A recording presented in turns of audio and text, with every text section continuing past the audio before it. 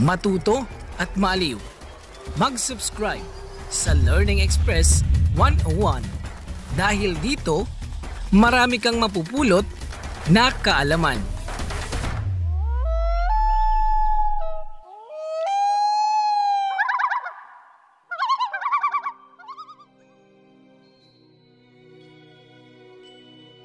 Ayan, kumusta mga ka-LE? At welcome sa ating channel, ang Learning Express 101. Bago tayo magsimula, huwag niyong kalimutang i-hit ang like button at bigyan ng malaking like ang video na ito. At kung bago ka pa lang sa ating channel at gusto mo ng mga educational contents, mag-subscribe ka na para updated ka sa ating mga bagong uploads. Sa video na ito, papasukin natin ang teritoryo ng relihiyon. Pag-uusapan natin ang koneksyon ng Bible sa astrology. Pag-uusapan din natin ang kulto ng araw at kung paano sinisimbolo ni Jesus ang celestial body na ito. Naku mga ka-LE, excited na ako sa pag-uusapan natin ngayon kaya kumuha ka na ng bibingka at kape dahil sisimulan na natin ang ating video.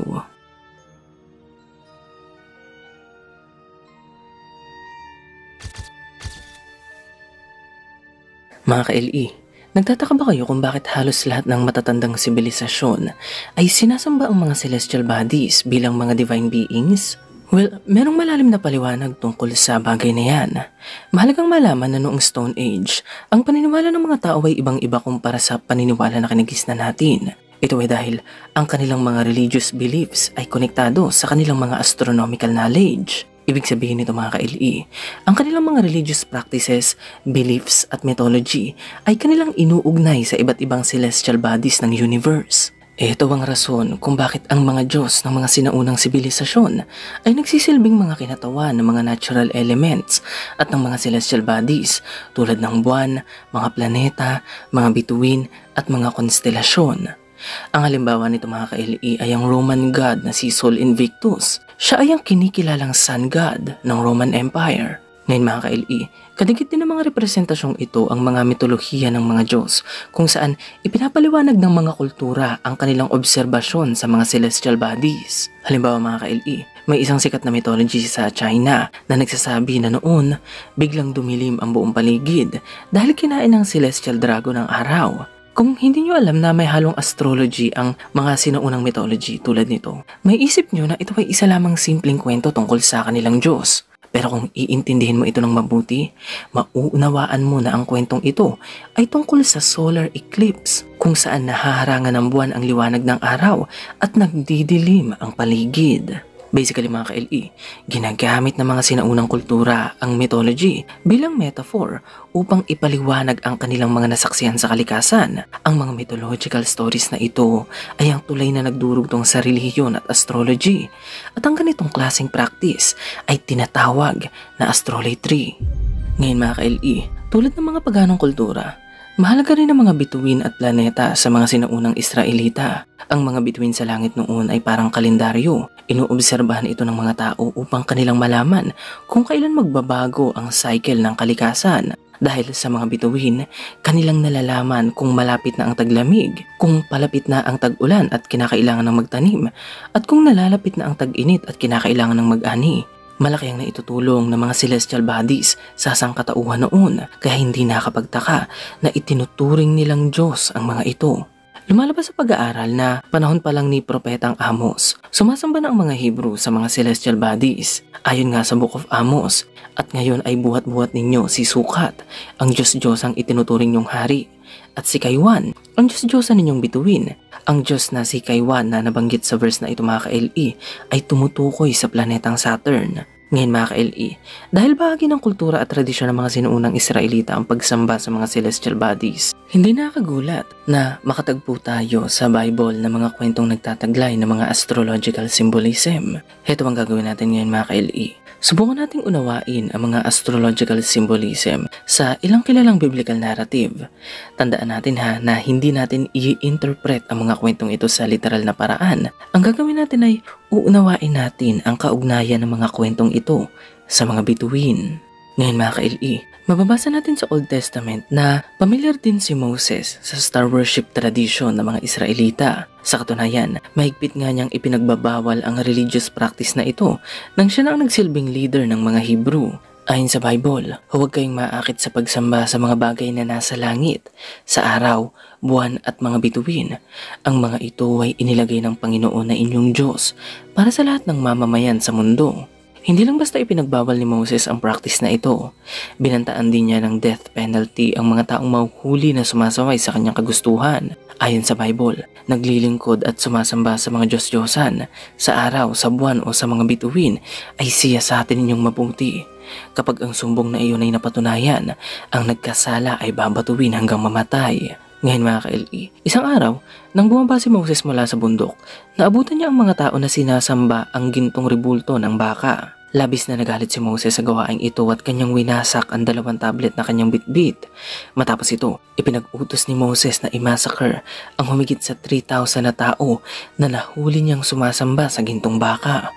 Ang kwentong ito ay madalas i-interpret ng mga tao sa literal na paraan. Madalas maisip ng mga mambabasa na pinarusahan lang ni Moses ang mga taong sumasamba sa isang Diyos-Diyosan. Sayang lang, dahil hindi nila nakikita ang mas malalim na kahulugan ng kwentong ito. Ngayon mga ka-LE, bago natin maunawaan kung ano ba ang astrological meaning ng kwento ni Moses, kinakailangan muna nating malaman ang tinatawag na astrological age. Ito ay isang cycle sa kalawakan na nagbabago tuwing approximately 2,150 years. Merong 12 ages o house ang ating astrological calendar at ito yung mga zodiac signs na familiar na sa atin.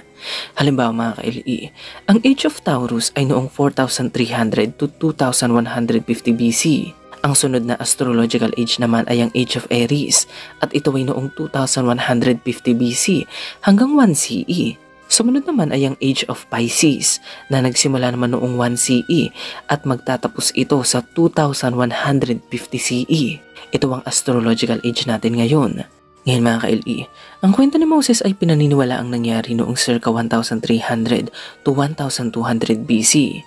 Ngayon, ang mga panahong ito ay nakapaloob na sa Age of Aries o sa constellation ng Tupa. Pero nahuli ni Moses ang mga tao na sumasamba pa rin sa simbolo ng Age of Taurus. Mahalagang malaman na ang sinisimbolo ng gintong baka sa kwentong ito ay ang Taurus constellation. Hindi ito isang literal na gintong rebulto ng baka. Ito ang rason kung bakit gano'n na lamang ang galit ni Moses at pinapatay niya ang mga taong sangkot sa gawaing ito. Kakalaya lang kasi ng mga Israelita sa Egypt noon at nagsisimula pa lang silang magtatag ng sarili nilang bansa. Dahil si Moses ang kanilang leader, responsibilidad niyang iayon ang kanilang religious practices at tradisyon sa tamang astrological age. Matatandaan natin na pinulbos nila Moses ang rebulto ng gintong baka. Hinalo nila ito sa tubig saka pinainom sa mga tao. Ang bahaging ito ng kwento ay sumisimbolo sa pagtatapos ng Age of Taurus. Ang ibang kultura sa Middle East ay nagtataglay din ng ganitong tema ng kwento kung saan may isang hari, leader o Diyos na pumaslang sa isang banal na baka. Sa Persia, pamilyar sa lahat ang kwento kung saan pinaslang ni Mitra ang isang toro. Sa Sumer naman, alam ng lahat ang kwento ni Gilgamesh kung saan pinatay niya ang banal na baka ng kalangitan. At tulad ng kwento ni Moses, ang mga kwentong ito mula sa iba't ibang kultura ay sumisimbolo rin sa pagtatapos ng Age of Taurus. Balik tayo kay Moses mga ka-LE. Sa kwento ng Exodus, may kita natin na gumagawa ng paraan si Moses upang iayon ang kanilang tribo sa Age of Aries o sa constellation ng Tupa. Gumagawa siya ng mga bagong batas at tinuturuan din niya ang mga tao ng mga bagong paraan ng pagsamba sa kanilang Diyos. Sa katunayan, sinimulan lang gamitin ng mga Hebrew ang putol na sungay ng Tupa nang marating nila ang Mount Sinai kasama si Moses.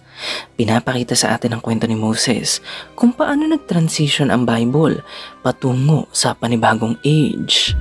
Ngayon mga ka-LE, lahat ng kultura sa Mediterranean region ay mayroong kani-kanilang bersyon ng kulto ng araw. At maniwala man kayo o sa hindi, ang Bible ay nagtataglay din ng tinatawag na Sun God. Ang Sun God ng Bible ay ang susi upang malaman natin kung paano nag-transition ang Bible patungo sa panibagong astrological age. Lingid sa kaalaman ng marami, madali lang matukoy kung sino ang Sun God ng Bible. Ang Diyos ng araw kasi ay laging inilalarawan ng kanilang mga tagasunod na sumisimbolo sa liwanag. Bukod pa rito, lagi rin silang nagtataglay ng magkakaparehong tema ng mythology.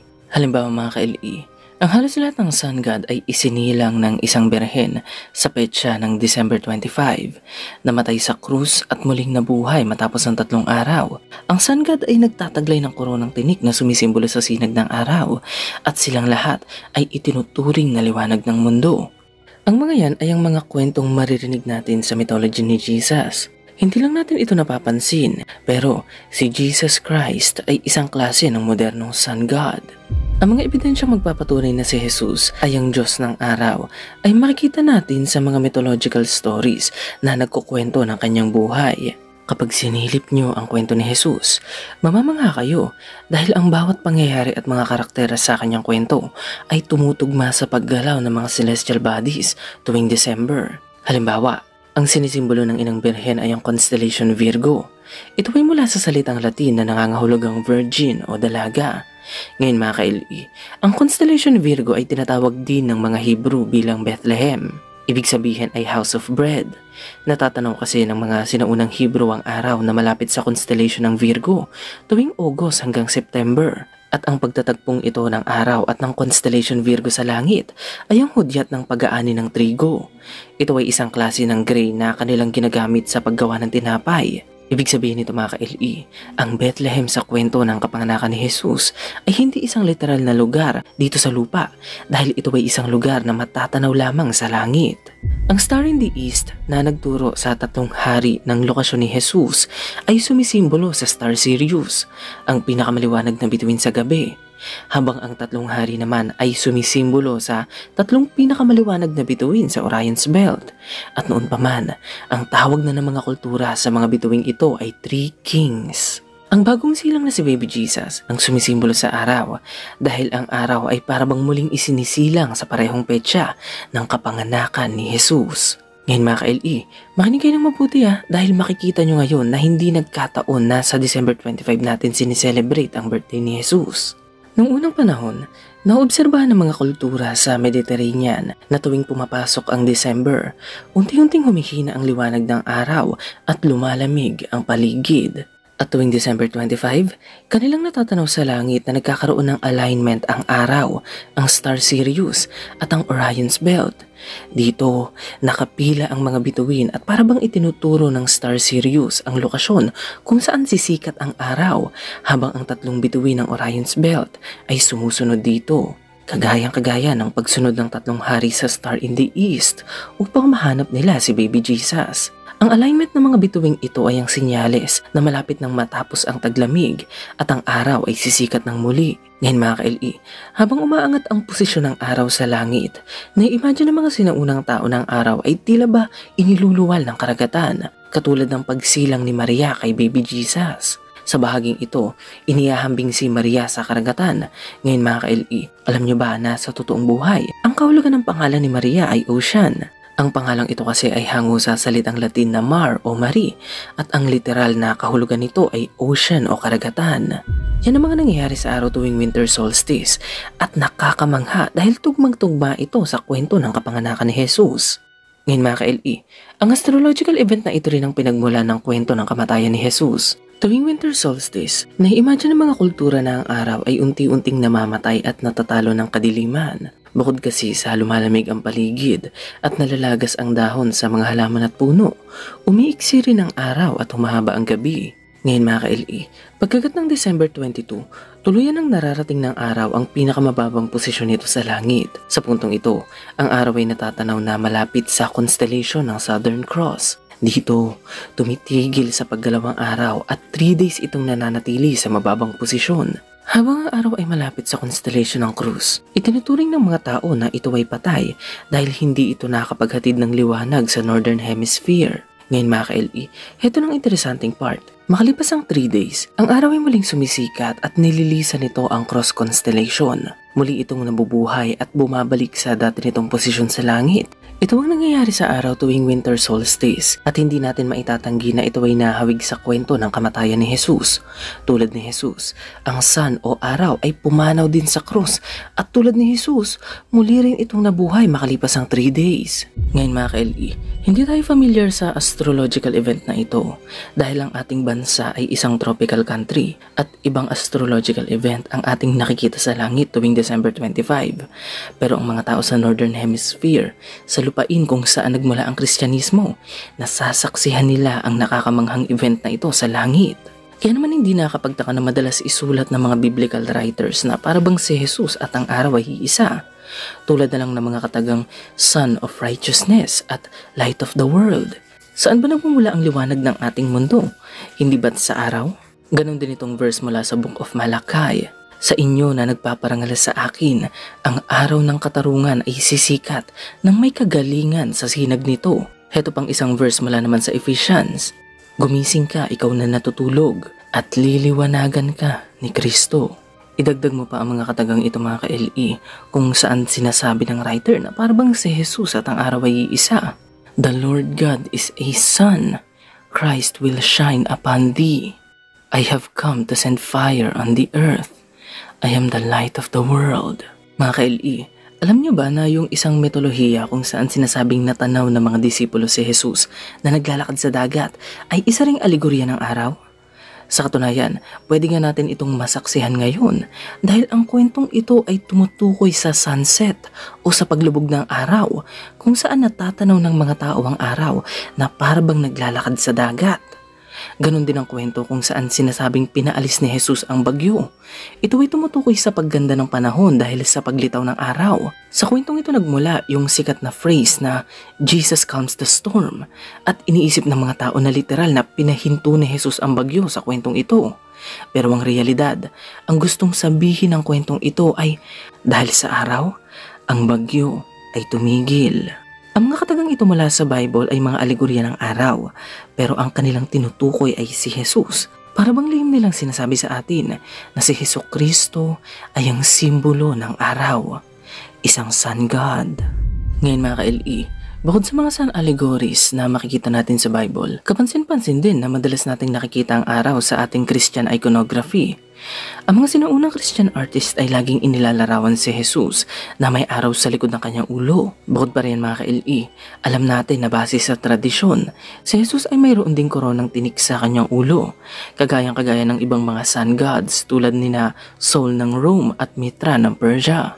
Madalas din nating makita ang Santo Papa na bitbit ang araw na may krus tuwing nagsasagawa ng mahalagang seremonya.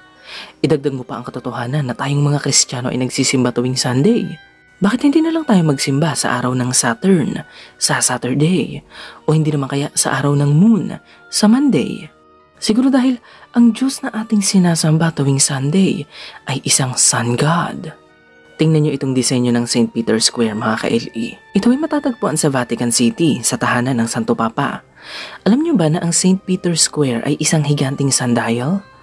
Ang sundial ay isang instrumento na ginagamit ng mga sinaunang tao bilang orasan. Nagagawa nitong tukuyin ang oras base sa posisyon ng araw sa langit. Ang buong St. Peter's Square ay isang dambuhalang timekeeping device na bumabase sa posisyon ng araw. Pansinin nyo naman yung poste na makikita natin sa sentro ng St. Peter's Square.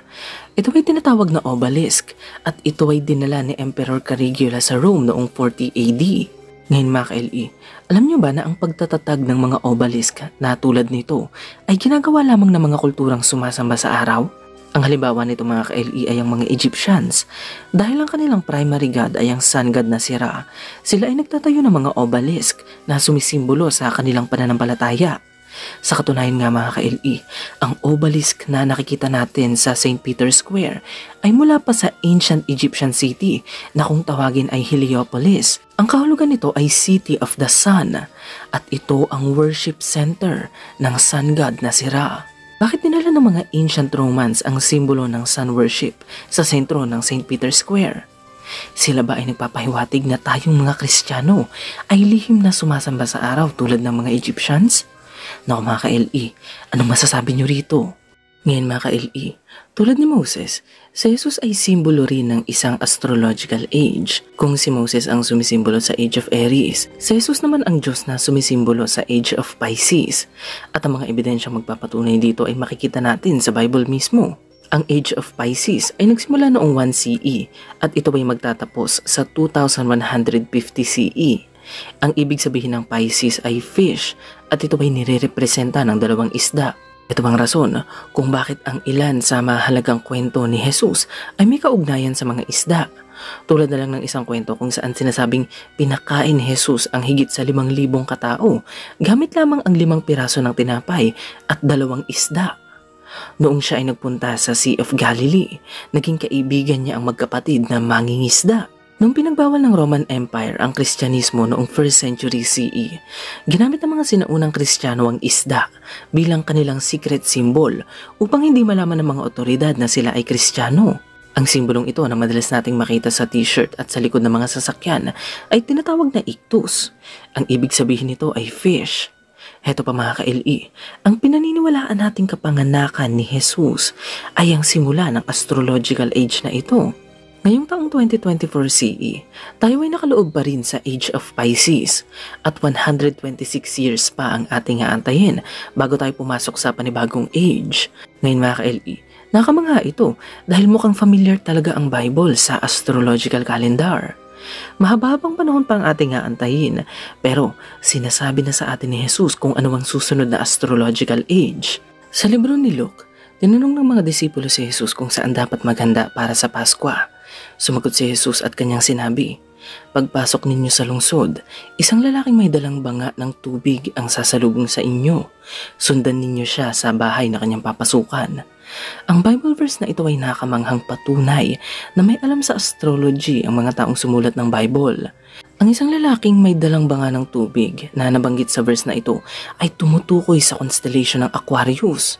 At ang constellation na ito ay inilalarawan bilang isang lalaking may bitbit na banga ng tubig.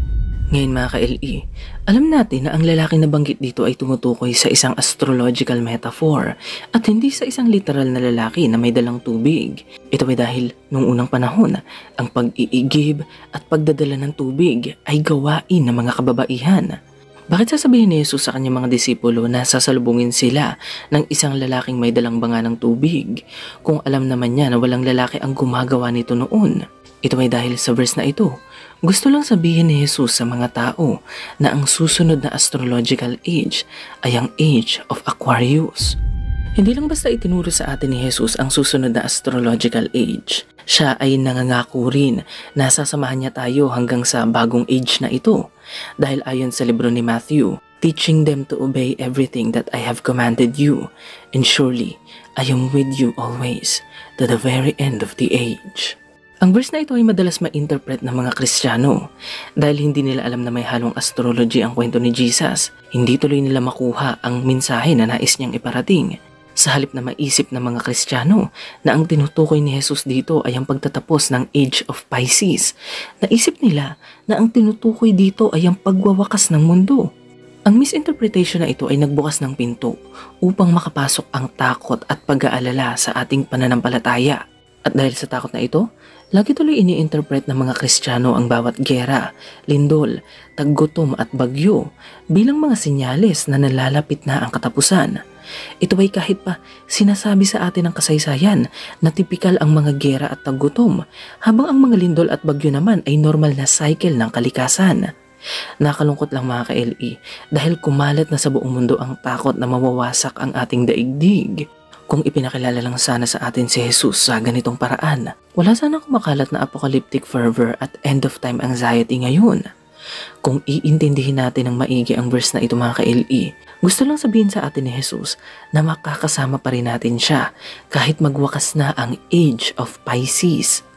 Ito ay dahil kapiling pa rin natin ang araw at patuloy itong magbibigay ng liwanag at init sa ating mundo hanggang sa Age of Aquarius at sa mga darating pang panahon. Ngayon mga ka-LE, nakita natin na kahit papano, nagawang pahapyawan ng Bible ang apat na magkakaibang astrological age. Ang Age of Taurus, ang Age of Aries, ang Age of Pisces, at ang age na aantay natin, ang Age of Aquarius. Sinasabi sa atin ng kasaysayan na sumasabay ang pagbabago ng ating lipunan, kultura, tradisyon at relihiyon sa pagbabago ng panahon. Anong pagbabago kaya ang pagdaraanan ng ating pananampalataya pagdating ng bagong panahon? At ayan ang kaugnayan ng mga bituin sa ating pananampalataya. Ngayon mga ka-LE, anong masasabi nyo sa topic natin ito? Naku mga ka-LE, i-comment nyo na yan sa baba at babasahin natin isa-isa ang mga yan ha. Huwag niyong kalimutang bisitahin ang ating podcast channel, TikTok at Facebook page. Ang link sa mga yan ay makikita nyo sa ating description. Nga pala mga ka-LE, kung kayo ay nakatira malapit sa Bagong Silang, Caloocan, bisitahin nyo ang Jeckoy's Milkshake. Nagpadala sila sa akin ng paborito kong mango graham shake. Gustong gusto ko ito dahil ito ay purong mangga at walang halong artificial flavoring. Ang kanilang location ay sa Phase 7B at sa Phase 2 sa Bagong Silang, Caloocan. Malay nyo mga ka-LE, makita nyo ako doon na bumibili ng mango graham at cheesy graham shake. Bili na kayo ng mango graham at cheesy graham shake sa Jekoy's Milkshake mga ka-LE. Maraming salamat. Gaya ng lagi kong sinasabi, maraming salamat sa pagsama sa amin ngayong Sabado ha. Kita-kits sa susunod nating video dahil marami pa tayong interesanting bagay na pag-uusapan. Kaya huwag kayong mawala Mga ka-LE, sana nagkising namin ang isip nyo. Walang bibitiw, kapit lang. Hanggang sa muli mga ka-LE. Salamat!